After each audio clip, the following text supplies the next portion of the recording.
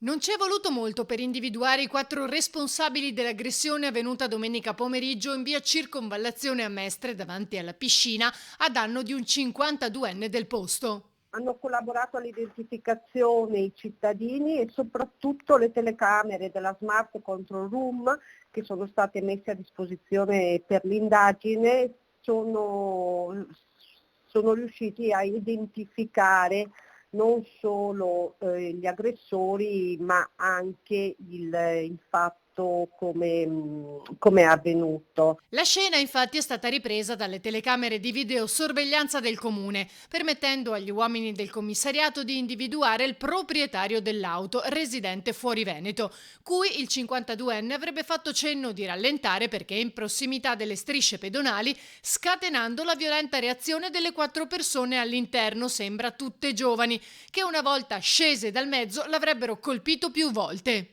Fatti del genere non possono essere tollerati nel nostro comune e il messaggio che deve arrivare è proprio quello che chi delinque viene identificato.